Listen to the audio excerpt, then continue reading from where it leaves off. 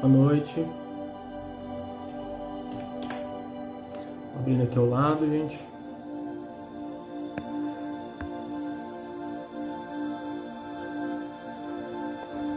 Deixa eu ajustar aqui. Perguntar para vocês se vocês estão me ouvindo bem. Eu vou deixar um solfejo aqui no fundo hoje, que ele vai ajudar a gente um pouco na hora da elevação. Deixa eu abrir aqui do lado também o Facebook, que eu vou acompanhando. Bom, pessoal, boa noite. Lembrando sempre, boa noite, Bia. Não esquece da sua água. Boa noite, pessoal. Débora, Márcia, tudo bom, gente?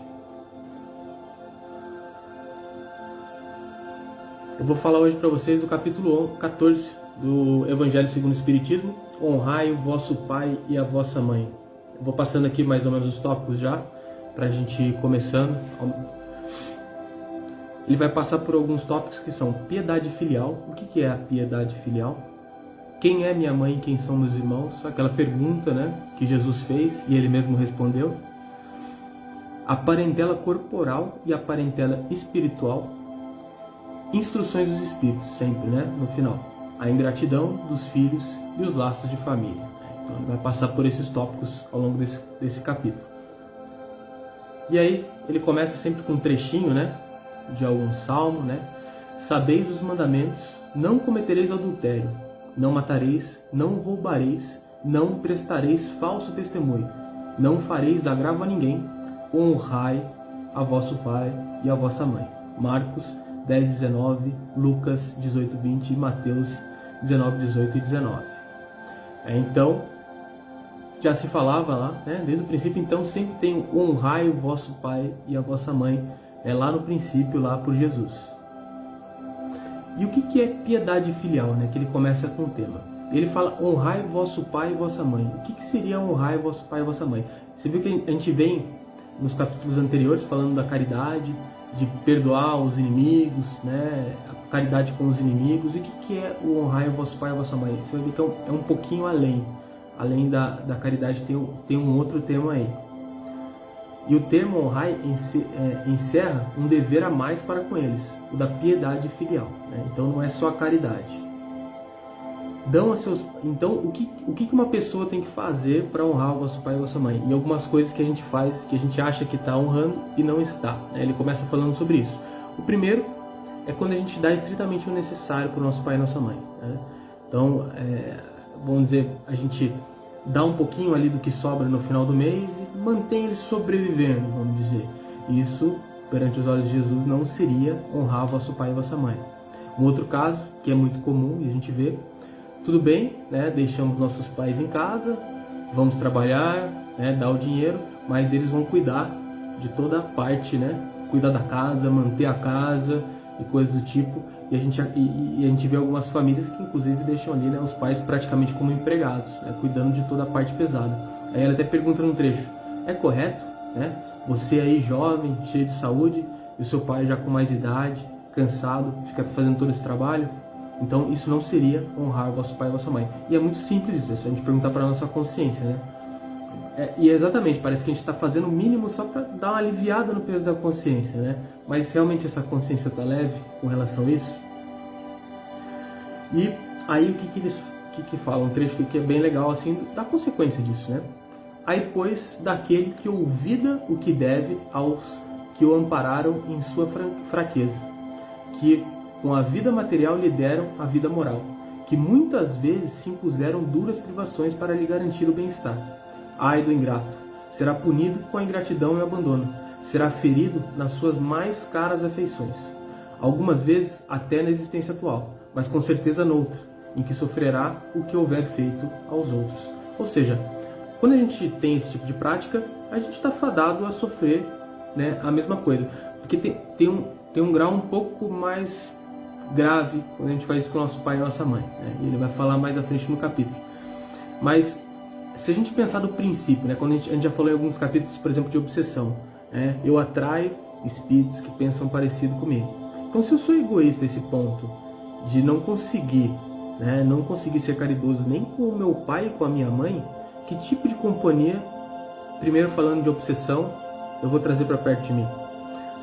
E aí isso é consequência no mundo físico. A gente pode até tentar enganar algumas vezes algumas pessoas que pensam um pouco diferente, mas você vê que a energia não bate, em algum momento essas relações acabam e a gente vai acabar com pessoas parecidas com elas. Então, nas nossas próprias afeições, como diz, a gente vai ter, né, do veneno que a gente utilizou, né? Lei de causa e efeito. Então, aí ele fala um trecho aqui, ó. Alguns pais, é certo, descuidam de seus deveres e não são para os filhos o que deveriam ser, mas Deus é que deve puni-los e não seus filhos. Ou seja, ele fala que sim, existem alguns pais que não são os melhores pais do mundo, mas que cabe a Deus punir. Daí ele fala aqui, ó, não compete a esse censurá-los, o filho, né? O filho não deve censurar o pai, porque talvez haja merecido que eles fossem quais se mostram. Ou seja, e a gente sabe, né, pela reencarnação e tal, e o mecanismo que a família também, né, ele exerce às vezes de reconexão de espíritos que se odeiam, e a gente vai falar mais sobre isso. E então não cabe a gente punir ele, censurar ele, porque se a gente pensar do seguinte princípio: estou aqui hoje, estamos todos aqui reunidos, certo? E estamos aqui vivos. E a gente passou por uma fase da nossa vida muito rápida ali no princípio, que na verdade é uma fase relativamente longa, em que a gente deu muito trabalho para alguém. E se a gente sobreviveu, a gente necessitava, né, desse amparo para sobreviver. Estamos vivos. Talvez a gente tenha passado por traumas, tenha sido um pouco maltratado, não tenha sido o melhor, né, não tenham sido os melhores pais, mas estamos vivos. E só por isso, né, a gente deveria ser grato. E se, né, não foram os melhores pais, isso é um problema que eles vão ter que resolver com a consciência deles. Isso é um problema que eles vão ter que resolver e Deus pune, não nós. Por isso que não tem que ter lei de morte, como fala sempre, porque é pena de morte, porque só Deus sabe como uma pessoa tem que morrer ou não, porque Deus ama essa pessoa, então Ele sabe o momento certo, porque Ele quer ensinar essa pessoa essa punição, Ele não quer punir simplesmente. A gente é egoísta, a gente pune, então não cabe a nós fazer isso. Então ele fala até, né, do trecho: amai os vossos inimigos, né? Você devolve o mal com o bem, e é isso que a gente tem que fazer com esse pai. É mais uma oportunidade que esse pai nos dá para mostrar o quanto a gente é caridoso. Ele me tratou mal e mesmo assim eu vou tratar ele com amor e vou honrar ele, né, na sua aposentadoria, na sua idade mais avançada. E aí ele fala, aí a gente lembra, né, capítulo 12, amai ao vosso inimigo, né? Então no capítulo 12, há 2 capítulos atrás a gente estava falando que deveria amar os inimigos. Então, o que diria do pai? E aí vem a questão do porquê que é pior ainda quando a gente faz isso com o pai, porque tem duas faltas aí. A gente estava falando sobre os inimigos, falando da falta da caridade, né?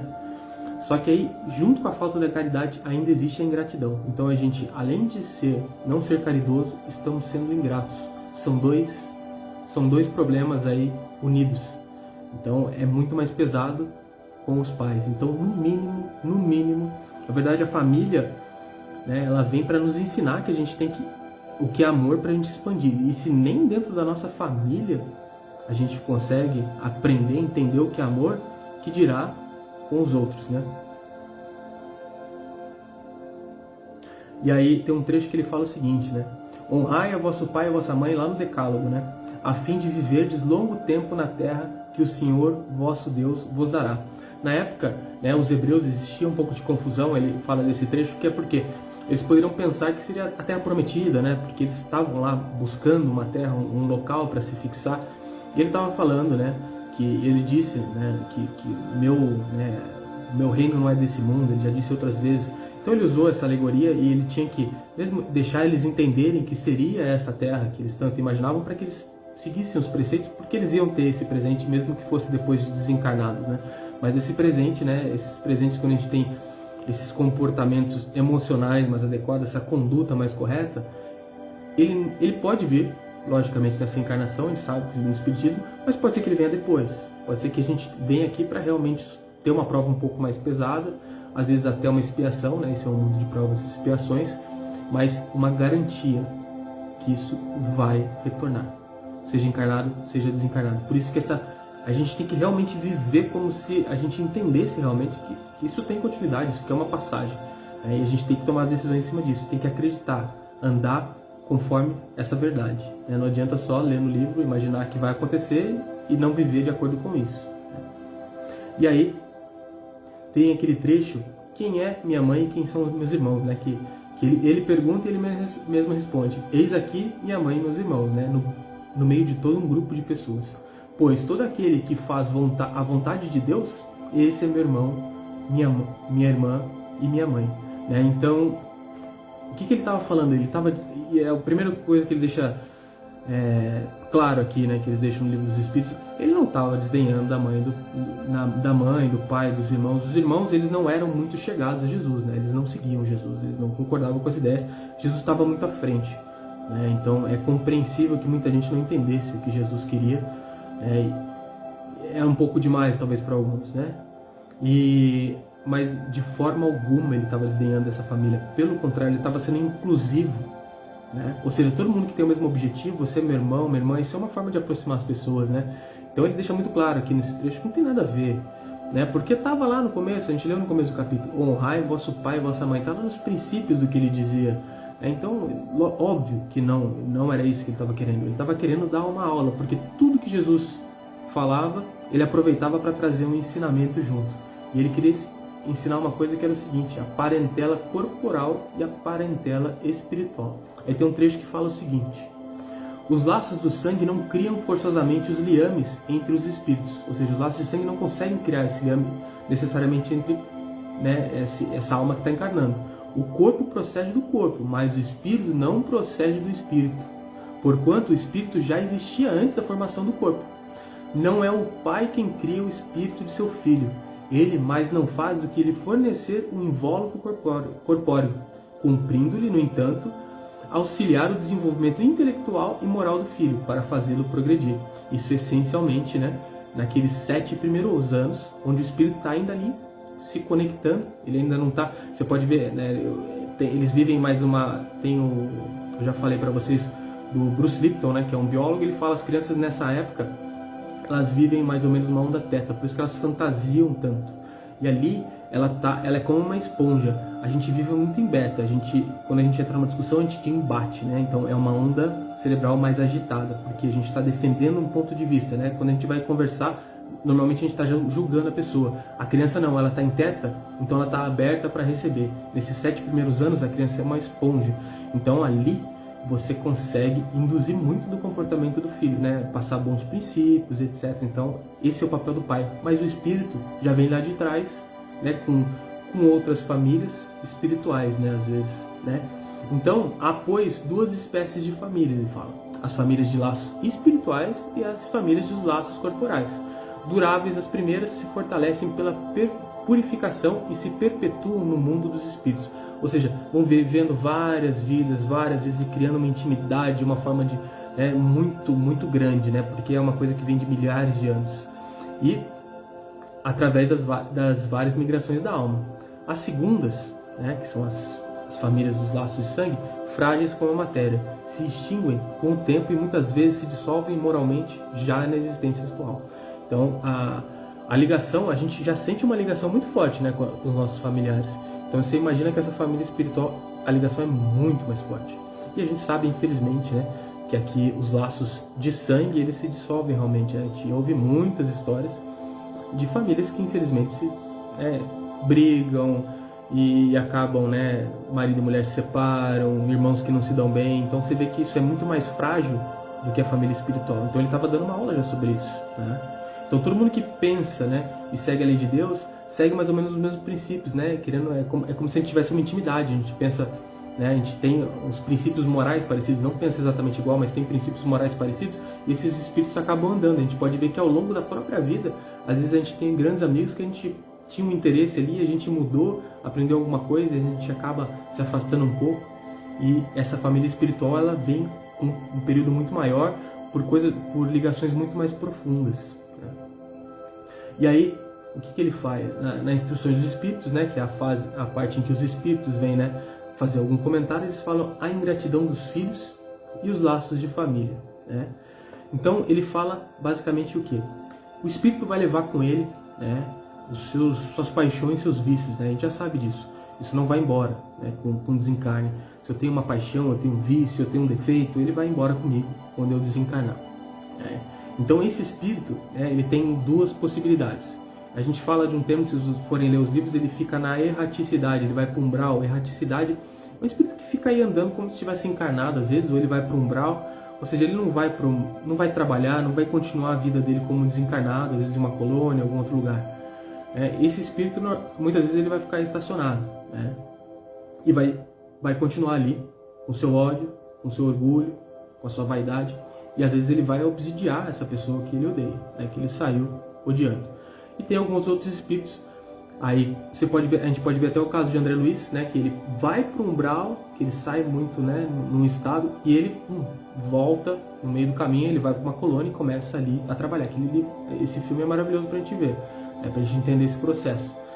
Então, falando desses espíritos, muitas vezes eles desencarnam se odiando, né? Vão desencarnar se odiando. Em algum momento, eles vão ter a oportunidade.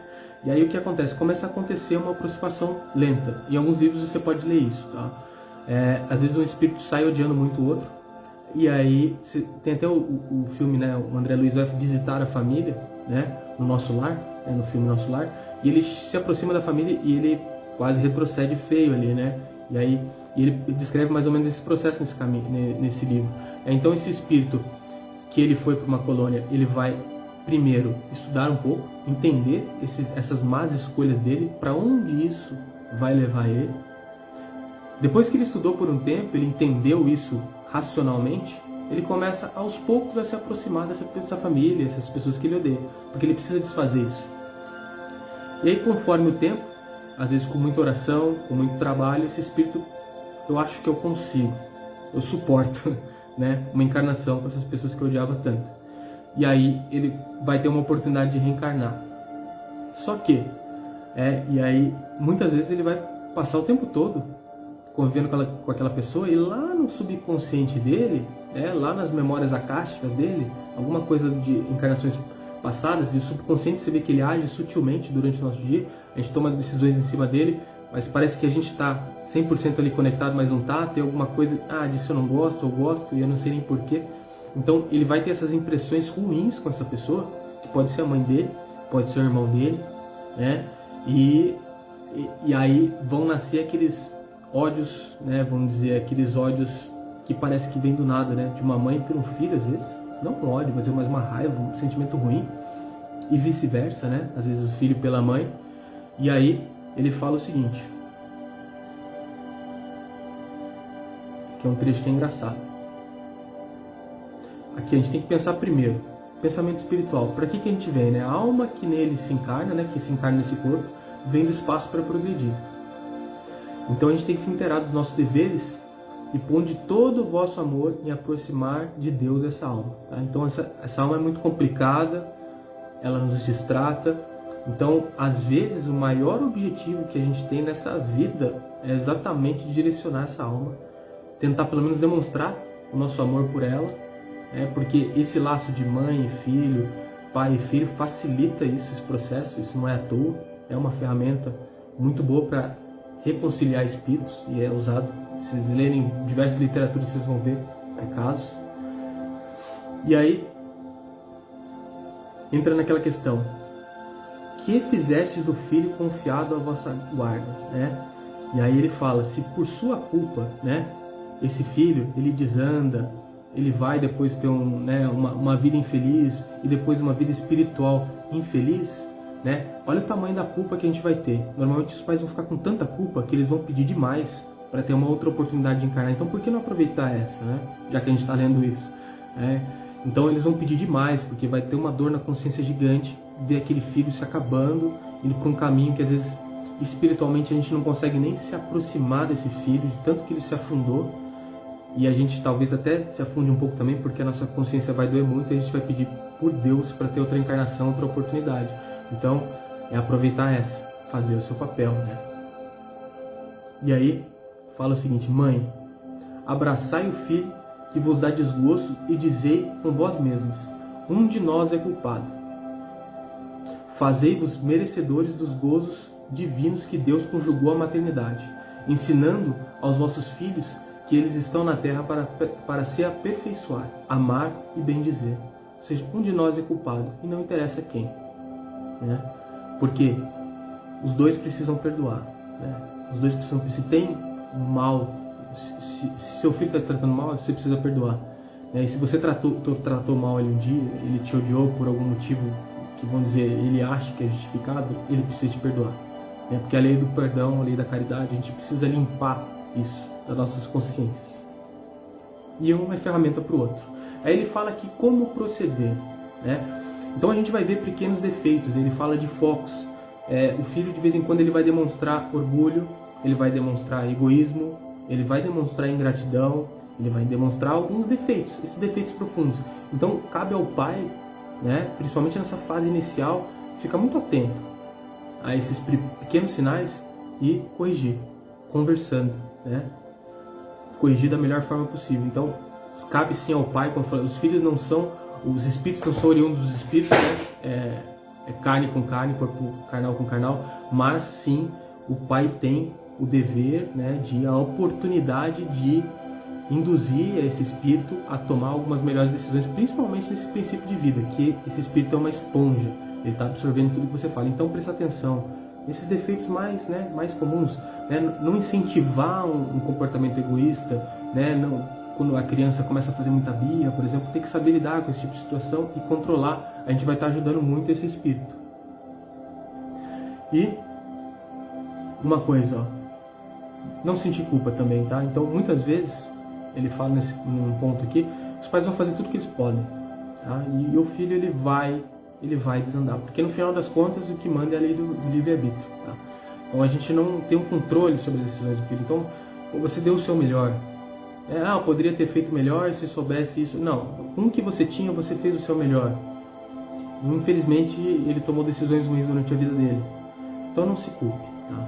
Fique com a sua consciência limpa, e continue tentando ajudar, fazendo o que pode, mas nunca se culpar, se martirizar. Isso não ajuda em nada. A gente tem que continuar trabalhando simplesmente e ficar com essa consciência limpa. A gente vai ficar triste, lógico, que o filho desandou, mas não se culpe, né? Não gere esse tipo de dor que se você fez, lá na sua consciência, no fundo, você sabe. Então consulta ela, né? E ele fala sempre aqui, ó, que Deus não dá prova superior às nossas forças, né? Então sempre quando vier essas situações muito difíceis, é porque no fundo a gente aguenta, tá? Então quando vem uma prova muito difícil, muito provavelmente você é uma pessoa muito bem preparada para receber essa prova. Não quer dizer que vai ser fácil, né? Não quer dizer que vai ser fácil. Mas o que a gente pode dizer do Espiritismo é o seguinte, ó, tem um trecho que fala assim: são quase sempre indício de um fim de sofrimento e de um aperfeiçoamento do espírito, quando aceitas com um pensamento em Deus. Ou seja, sempre quando vem essas provas difíceis, é um indício. As coisas vão melhorar, né? E quando você passa por uma prova muito difícil, você vai sair muito melhor. E a gente lembra assim, não é só nessa vida, talvez nessa vida já, mas é certeza, né? No mínimo com o desencarne, as coisas vão estar melhores, tá? Então, na continuação da vida, as coisas vão estar melhores. Então é persistir, é resignação, né? E aí ele fala um trecho aqui, né, que quando da família espiritual, né, que ela vai se unindo, se encontrando, às vezes tem uns desencontros nesse meio, mas a gente sempre se encontra porque o laço é muito forte. E às vezes nessa família espiritual muito, vamos dizer, muito próxima ali, vai aparecer um espírito, né, e esse espírito às vezes ele precisa de muita ajuda.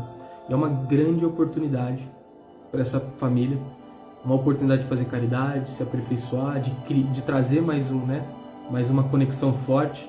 Então a gente tem que aproveitar essas oportunidades, tá? Então às vezes a gente vai ter um irmão, às vezes ele vai ser adotivo, às vezes ele não vai ser, às vezes vai nascer de forma natural, alguém da família que realmente destoa. Você vê que quando ele vem, é mais complicado.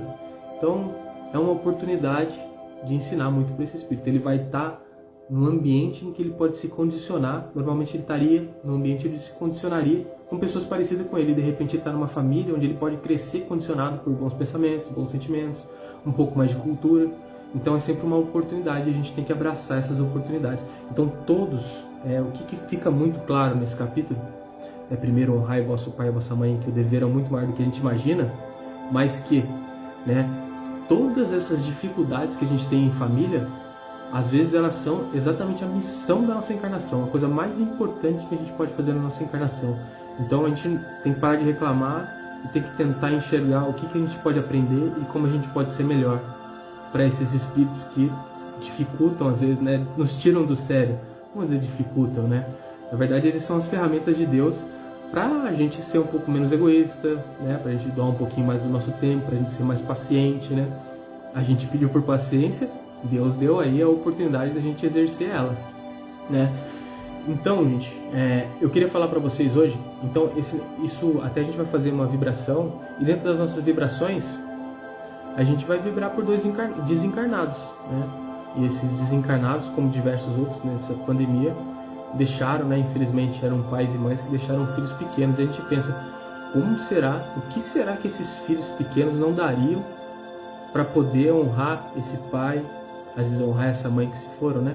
Então, quem tiver o pai e a mãe ainda, a gente tem que levar isso, né, muito... A gente tem que olhar para esses exemplos em volta e dar valor para o que a gente tem, né? Por mais que a gente ache que não sejam perfeitos, nós também não somos. Se eles não são, né, estamos no mundo de prova e expiação, não tem gente perfeita aqui, né? Então vamos valorizar, vamos honrar o pai, honrar a mãe, tá? Hoje, esse é o capítulo, tá, gente? Então, o que eu vou falar, vou mudar um pouquinho o procedimento de vibração hoje. A gente vai fazer o seguinte: primeiro eu vou levantar, né, as proteções da sua casa, e a gente vai fazer uma meditação rápida antes, enquanto vocês recebem o passe, que é uma meditação que vocês podem fazer ao longo do dia, o tempo que vocês conseguirem, tá? Mas ela é basicamente criar uma coerência entre mente e coração, tá? Então isso é comprovado cientificamente, e hoje eles conseguem medir que conforme a gente expande os sentimentos, quando a gente não está com medo, quando a gente está com sentimentos bons, eles conseguem, já tem um mecanismo, megamômetro, eu não lembro o nome agora, vocês podem ler no livro do Joe Dispenza, que se chama, deixa eu ver o nome do livro, eu não vou lembrar agora, deixa eu pegar aqui, porque outra vez me cobraram aqui a fonte e eu não estava com ela na mão. Como se tornar sobrenatural, né? É um cara que estuda muito a parte de meditação com tecnologia mesmo, medindo o cérebro e campos e etc. E quando você tem bons sentimentos, eles conseguem medir essa energia se expandindo de 2,5 metros a 3 metros do seu corpo, tá? Isso com bons sentimentos. Como uma pessoa está frustrada, com medo, esse campo diminui. Então é um exercício, uma meditação para você expandir esse campo e você entrar com essa coerência, porque isso tem muito a ver com saúde, tá? Quando existe incoerência, você acaba desligando seus sistemas de reparar o seu corpo, né? E você vai para a luta, né? Você vai jogar para ameaças externas e para de cuidar do seu corpo internamente. Então a gente vai preparar as proteções da sua casa, a gente vai fazer essa meditação, e vocês podem usar essa meditação e fazer de 5, 10 minutos por dia. Como diria Joana de Ângeles, sempre comece pequeno, né? Num ponto que você faça e quando você termine você queira mais, tá? Eu estou deixando aqui no fundo, e vou subir um pouco, um solfejo. Esse solfejo é uma frequência de 528 Hz. Para que serve essa frequência? Para exatamente emoções como amor e etc. ajudam, né? Então a música, o que a gente ouve muda os nossos sentimentos, o cheiro que a gente sente, as cores que a gente olha. Então tudo isso você pode usar para criar um ambiente, e dependendo da sua facilidade de conexão, né, usar isso para melhorar a sua profundidade, né, de meditação, de oração e etc. Então eu vou pedir para vocês, quem não pegou, quiser correr, pegar um copinho d'água, lembrando, né, nos foi indicado, né, em trabalhos para sim essa água estar sendo, né, magnetizada, fluidificada, como quiserem falar, está sendo cuidada como um remédio para vocês. Então, para aproveitar todo o passe, peguem a água. Enquanto isso, eu vou pedir para vocês irem relaxando o corpo de vocês nas cadeiras.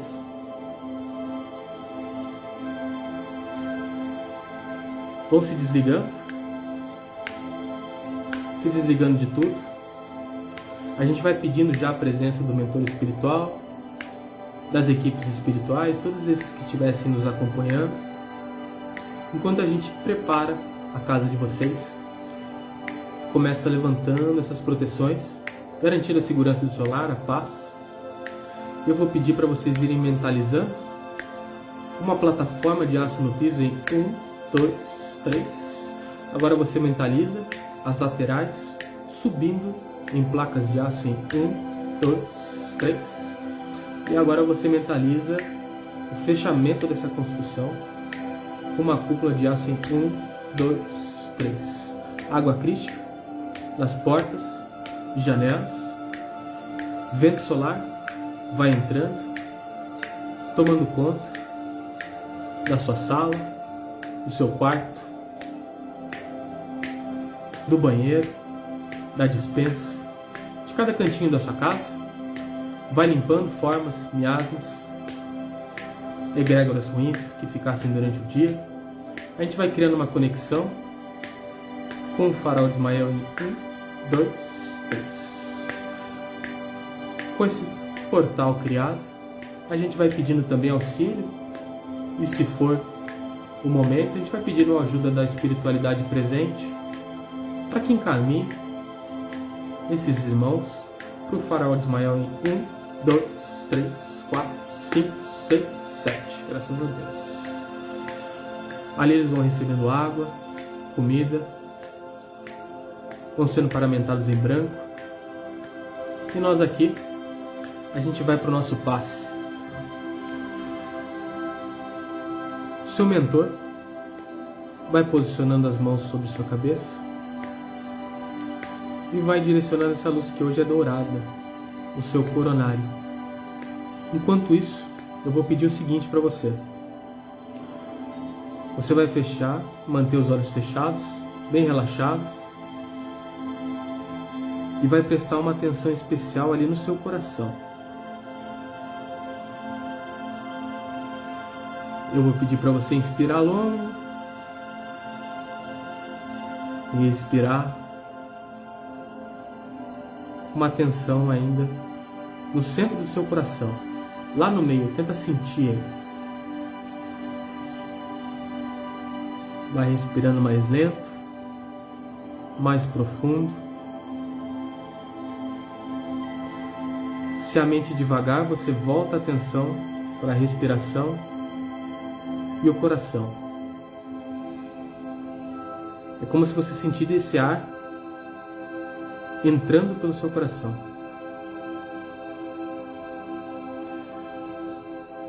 E agora, prestando muita atenção no seu coração, eu quero que você desperte uma emoção boa. Amor, caridade, um sentimento bom que você tenha por alguém, por um familiar, por alguma situação, por você mesmo. Mas eu quero que você desperte esse sentimento. Vai sentindo ele lá no seu cardíaco, lá no seu coração. E agora você vai expandindo isso, como se tivesse e tem um campo magnético em volta de você, e ele começa a crescer a partir desse seu sentimento do coração.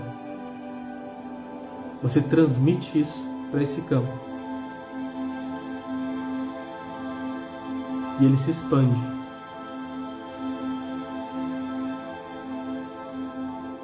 Vai enviando essas emoções para fora desse campo.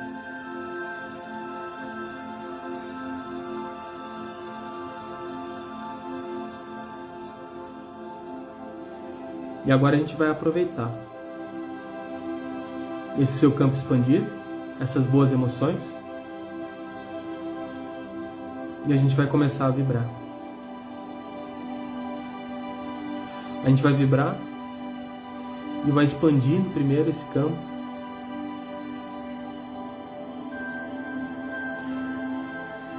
por todo o seu bairro,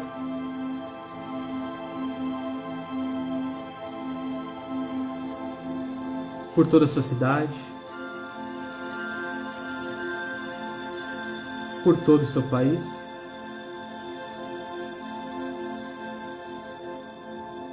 por todo esse continente, e todo esse globo. Continua mandando essa mesma emoção, enquanto a gente visualiza lá do alto esse planeta todo tomado com essa mesma luz que recebemos, essa luz dourada. A gente aproveita essa elevação de sentimentos, cumprimenta Jesus, Maria, pedimos para que eles nos acompanhem nessa vibração que começa por todo esse planeta,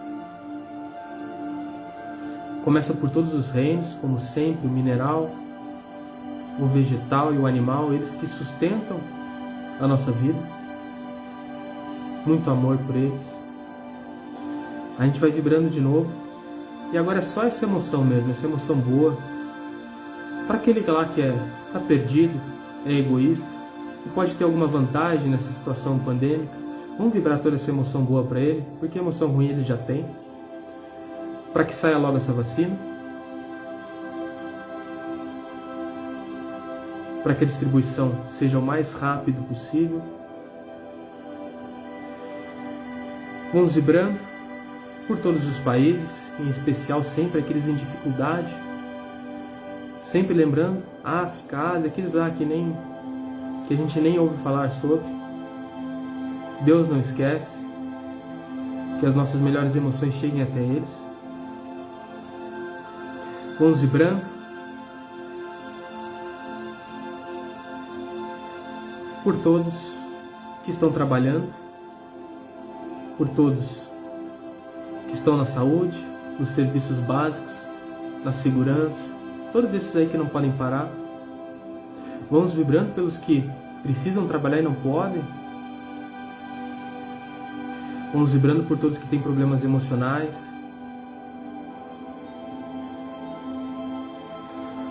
Vibrando para que tenham muita sabedoria.